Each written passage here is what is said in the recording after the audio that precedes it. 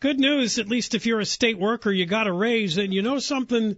This particular raise, 2% to 5%, was negotiated by the Schwarzenegger administration. Yeah. We have to make this clear here. Yeah, we're looking at a series of raises. We talked that these cubicle workers for the state got the big raise from Jerry Brown. That's not going into effect until next summer. This summer, they're getting a raise promised by Schwarzenegger, so they're getting big raises 2 years in a row. Because the state workers, yes. They claim they haven't had an across-the-board increase since 06, 07. So Schwarzenegger backloaded the raises. Of course, I kicked the can down the road, right? Supposedly there would be a better economy, and, well, technically there has been because June was quite a revenue month for the state. Income and corporate taxes generated $1 billion more than the governor's office estimated for June. All right, so how about rescinding the tax then? How about a tax rebate if they're getting in too much money? Instead, I thought it's all going to the schools too. Why is it going to state workers? Yeah, 2 to 5%. It's going to be another $500 million extra in spending. For God's sakes, you got $500 million extra. What are you doing with it? Giving raises to the cubicle drones. Excellent. $420 million is actual salary raises. Another $60 million going to those health and dental care plans.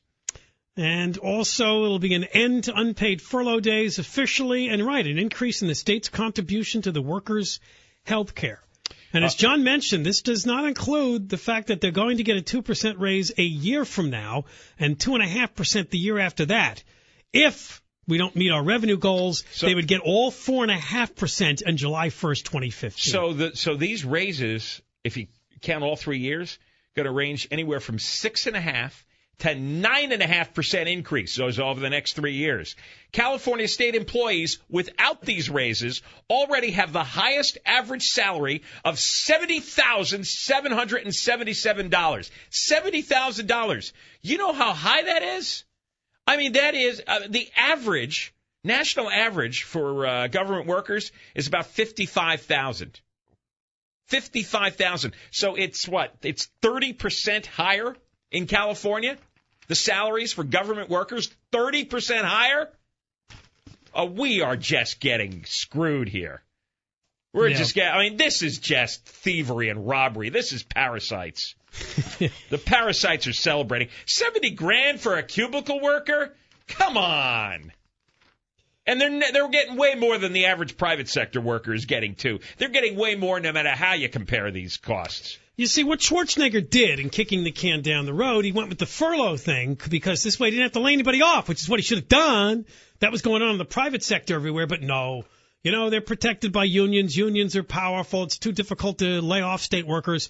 So instead, we'll give them these unpaid furlough days, which we now realize a lot of workers started to stockpile their vacation days. That was a scam. And use the furlough days as vacation or time off. Even though they weren't paid, at least they have the time off. And then you know what's going to happen. We've got a huge bank of unpaid vacation time for these people.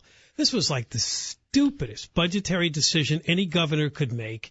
And, of course, it was blockhead Schwarzenegger who went in this direction, which was really just to kick the can down the road with the furlough day idea. Because this story says, well, the legislative analysts say average state workers lost about $20,000 in pay over the last 5 years due to the furlough days. Yeah, but they're making $16,000 more than anybody else in the country for these worthless jobs. Clay, do you have some sad music? Piano, violin music. And let's be clear, they didn't even get pay cuts. They didn't get layoffs. They didn't get pay cuts. You could say the furlough day's a pay cut, but you know what? They didn't work, right? Right, they didn't work, and then they made up for it by doing the vacation day scam. They're banking the vacation money, which is probably going to cost us billions down the road. I mean, how many times have we read a story on the show of some stupid state executive who's retiring with this huge vacation bankroll paycheck? We have a Democratic assemblyman named Roger Dickinson. Oh, yeah, this is good. His Sacramento district is home to scores of state workers. And according to this report, he says he's watched them being squeezed by reductions in furloughs. Dickinson said he talked to dozens of people being pushed to and over the brink of foreclosure and bankruptcy as their pay was slashed amid the recession. I've watched them change the course and direction of their lives and the lives of their children because they've been asked to sacrifice beyond any measure of others.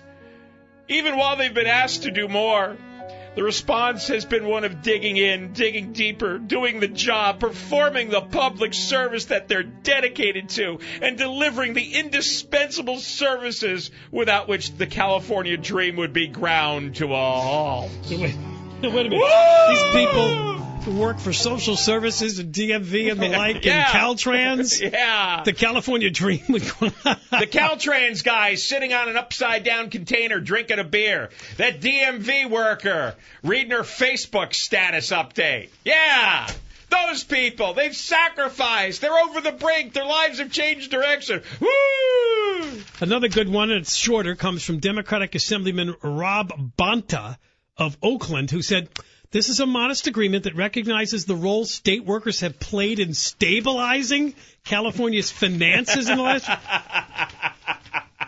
I need the fainting couch. I don't get this at all. I'm having a case of the vapors here. So just remember, as things are looking better, and I'm only talking about the income and corporate tax collection. Well, of course, the income taxes are up because you raised the taxes on the rich people last year, remember? So that money's starting to roll in. Not all of them have left the state, and the stock markets have been doing better this year.